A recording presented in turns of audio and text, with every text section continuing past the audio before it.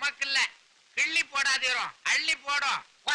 இது காளியம்மன் கோயில், கஞ்சி இல்ல இஷ்டத்துக்கு எடுத்து ஊத்துறதுக்கு. ஆமா, இவ்வளவு சொத்து வச்சிருக்கிறீரே, உமக்கே கஞ்சத்தனம், பிச்சை எடுக்கிறீர். போங்க. போறேன், தேவஸ்தான ஆபீஸுக்கு போறேன். எதுக்காக?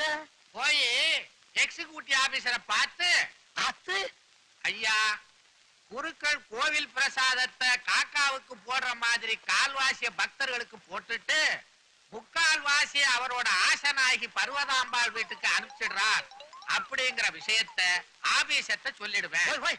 இந்த விஷயம் உமக்கு எப்படி தெரியும்? எனக்கா, இந்த ஊர்ல சாயங்காலம் விளக்கு வச்ச நேரத்துல இருந்து நடு ஜாம வரைக்கும் எங்கெங்க என்னென்ன நடக்குதுன்னு எனக்கு தெரியும். எப்படின்னா நானும் நாயும் அலையிற நேரமே அதுதான். வயசான காலத்துல ஏதோ துளிவுண்டு சபலம் சகஜம்தான் காணா. இந்த ரகசியம் நம்ம 2 பேருக்குள்ள இருக்கட்டும், யார்ட்டையும் சொல்லிடாதீங்க. இந்தாங்க. ராத்திரிக்கும் ஒரு பழக்கத்தை ஏற்படுத்துங்கானா. அப்பா முருகா, பெரியவனே சின்னவனே வந்து கொட்டியங்களா, வாங்க. என்ன நாங்களும் ரெடி. ஏன்பா தினம் இந்த கோயில் சொத்தை தின்னு தொலைக்கணும்னு தலையெடுத்தா? அப்பன் பெருமாள் பிரசாதம்டா, முதல்ல கன்னத்துல போட்டுக்கிட்டு அப்புறம் வாயில போட்டுக்கங்க. ஏன்னா வாழ்க்கையில என்னைக்காவது ஒரு நாளைக்கு சொந்தமா சுடுசோறு சாப்பிட மாட்டோமா? எப்பவும் இந்த வரைச்ச சோறு தானா? பகவான் படி அளக்குறான்டா. மிச்ச காய்கறி எல்லாம் தான் வீட்டுல செஞ்சுக்கிறோமே. அப்பா நான் காலேஜுக்கு போறேன். சோறு வேண்டாம்ப்பா, உங்களுக்கும் அண்ணனுக்குமே இந்த சோறு பத்தாது. வழக்கம் போல காலேஜ் கேட்டல கடன் வாங்கி சாப்பிட்டுக்கிறேன். கடன் வாங்குவியோ பிச்சை எடுப்பியோ அது உன் சௌரியம். ஏண்டா, அந்த மாதிரி உனக்கு எவனும் கடன் கொடுக்க மாட்டானா?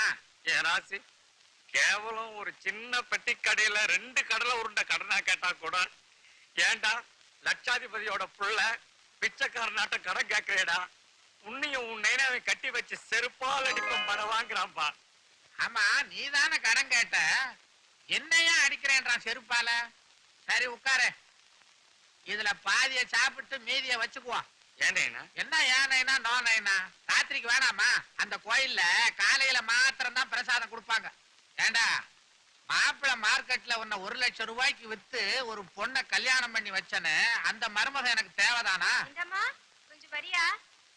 நைனா, எஜமானி அம்மா கூப்பிடுறாங்க. நைனா ஒன்னும் இல்ல, ஒன்ன போயிட்டு வந்துடுறேன். என்னங்க என்னங்க கூப்பிட்டீங்களா? ஆமா, வாயா. எப்படிங்க வர்றது? கதவு மூடி இருக்க. என்னட்டு வாயா? எப்படிங்க, அதுவும் நீங்க குளிக்கும் போது பாத்ரூம்குள்ள எப்படிங்க வர்றது? அட வாயா. என்னங்க இது, யாராவது பார்த்தா தப்பா நினைக்க போறாங்க. யோ, நான் பொண்டாட்டியா? இருக்கட்டுங்க, என்ன எதுக்குங்க இங்க கூப்பிட்டீங்க? யோ, என் முதுக கொஞ்சம் தேய்ச்சி விட்டுட்டு போயா. ஐயோ, எனக்கு வெக்கமா இருக்குங்க. சும்மா தேய்யா, தேய்ச்சா வெக்கம் எல்லாம் போயிடும். ஏங்க வேண்டாங்க. அட தேய்யா. ஐயோ வேணாங்க, வெக்கமா இருக்குதுங்க. தேய்யா. என்னங்க நீங்க, சரி நீங்க சொல்றீங்கன்னு தேய்க்கிறேன். என்னங்க இது, வரன்னு சிமெண்ட் சோறு மாதிரி இருக்குதா? ஏயா, எப்பதான் நீ ஆம்பளை ஆக போற? என்னைக்கு எங்க அப்பா வரதட்சணை வாங்கி வித்துட்டாரோ அன்னைக்கே சூடு சொரணெல்லாம் போயிடுச்சுங்க. என் தலையெழுத்து, இந்த வீட்டுக்கு மருமகளா வந்தேனே.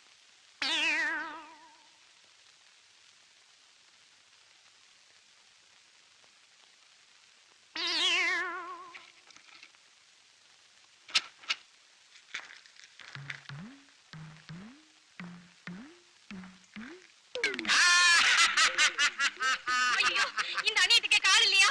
யாராவது வாங்கல, கைய விடுங்க. ஐயோ, இந்த வீட்டு ஆம்பளை என் கைய பிடி திஸ்கறாரு, விடுங்க. ஐயோ, இருப்பேன்னு எத்தனை நாளா காத்துக்கிட்டு இருந்தேன். வசமா மாட்டிக்கிட்டேன். விட மாட்டேன், விட மாட்டேன். விடுங்க கைய. பட்ட பகல்ல ராப்பிங்க. அப்பா ஜிஜி, உனக்கு அட்டம் பிள்ளைங்களை வச்சுக்கிட்டு இந்த வயசுல கன்றாவி. ஐயோ, ஒரே ஒருத்தரை வச்சுக்கிட்டு உத்தமி அவரோட என் கைய பிடிச்சி திஸ்கறாரு. ஆமா, என்ன இது கேவலம்? அவ கைய விட போறே இல்லையா? அட போடா பைத்தியக்காரா, இவ கைய விட்டுட்டா என் சாட்சி போயிடுமே. அப்பா கைய விடலாம், அப்புறம் மரியாதை கட்டிடும். சரி விட்டேன்டா. ஐயோ ஐயோ ஐயோ, சாட்சிய முழுங்கிட்டாளே. டேய், இவ எப்ப பார்த்தாலும் முந்திரி பருப்பை திருடி திருடி தின்றாடா. விலை என்ன? அதனாலதான் இவளை கையும் களவுமா புடிச்சேன். அப்படியா? என்ன முந்திரி பருப்பு இடுப்புக்கு தான் கைய பிடிச்சேன், இவன் மூஞ்சிக்கா கைய பிடிச்சேன். விலகு. அடே மகனே, மருமகளே, இவகிட்ட கனெக்ஷன் வச்சுக்கிட்டா இன்னைக்கு பூ கேப்பா, நாளைக்கு புடவை கேப்பா. இந்த காசிநாதனுக்கு தேவை காசு. காசு செலவழிகிற மாதிரி எந்த காரியத்தையும் நான் செய்ய மாட்டேன். புரிஞ்சுதா?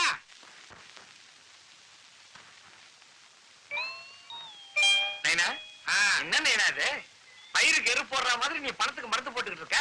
பரதேசி, பச்சை நோட்டை பச்சை புள்ள மாதிரி பாதுகாக்கணும்டா. கற்பகோடி காலத்துக்கு கரையா அரிக்காம இருக்கிறதுக்கு தான் இந்த பூச்சி மருந்தை தெளிச்சுக்கிட்டு இருக்கேன். நைனா, நீ போயிட்டீன்னா கூட வருஷம் வருஷம் உன் தேவஸ்துக்கு இந்த பணத்தை வச்சே படையல் வைக்கிறேன் நைனா.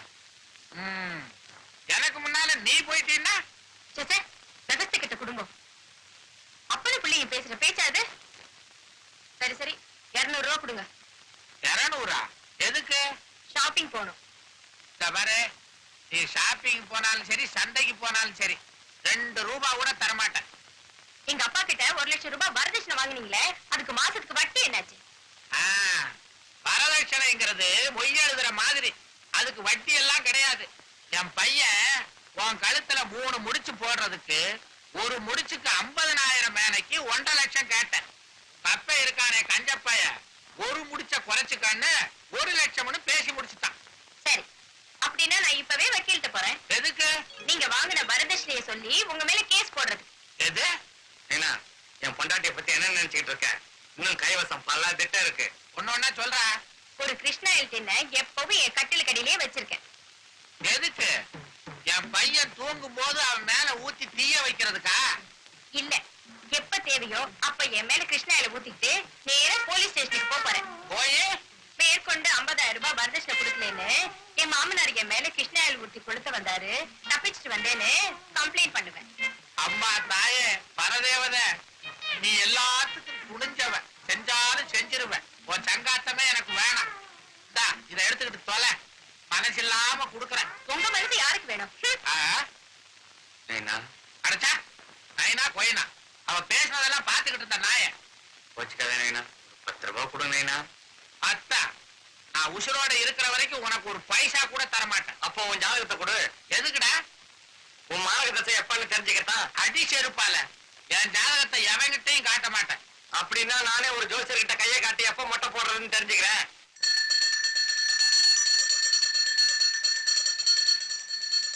பேரன்பு மிக்க பெரியோர்களே, என்னை பெற்ற தாய்மார்களே, முருக பக்தர்களே, நான் பிச்சை எடுத்து மொட்டை அடிக்கிறதா முருகனுக்கு ஒரு வேண்டுதல். தாயே, நோட்டா போட்ட, சில்லறையா போட்டா எண்ணி தொலைக்கணும் தொல்லை. ஏண்டா, நான் கரடியா கத்திக்கிட்டு இருக்கிறேன், கண்டுக்காம கம்மன் இருக்கிறிய, நீ ஒரு குரல் கூட.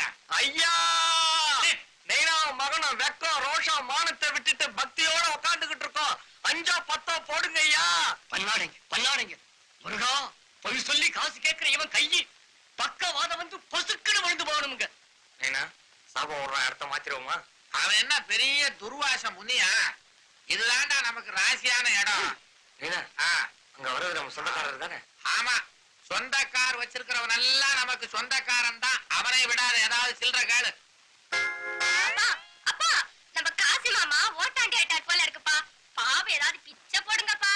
தப்பு தப்பு பெரிய நாயகி, இது பிச்சை இல்லம்மா, வேண்டுதல்.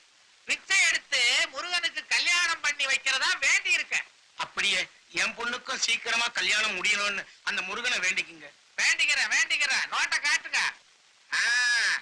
போடுங்க, உட்காருங்க. தாய் உட்காரு. உட்காருமா. உங்க பொண்ணுக்கு இன்னும் கல்யாணம் ஆகலைங்களா? ஆகலைங்க. இந்த பொண்ணுக்கு கல்யாணம் ஏன் ஆகலைன்னு எனக்கு இப்பதான் புரியுது. என்னங்க புரியுது உங்களுக்கு? இந்த கழுத்துல தாலி கட்டணும்னா 25 பவுன் ஆகும். இந்த இடுப்புக்கு ஒட்டியானம் போடணும்னா 75 பவுன் ஆகும். அப்புறம் கண்ணு காது மூக்கு அது இதெல்லாம் சேர்த்து மொத்தம் 200 பவுன் ஆகும். 200 பவுனை என்கிட்ட கொடுத்துட்டீங்கன்னா மாப்பிளைக்காக முருகனை வேண்டவே வேண்டாம், என்கிட்டே இருக்கான். ஐயே, இந்த ஆளா? நைனா, இப்படி ஒரு கேவலம் எனக்கு தேவைதானா? இருட, அவசரப்படாத மருமகளே. மாப்பிள்ளை இவன் இல்ல, சின்னவன், காலேஜில் படிக்கிறான், கட்டிடம் காளை. இந்த குண்டுக்கேத்த அல்வா துண்டு. என்ன கடையா போடுற? அது போடு.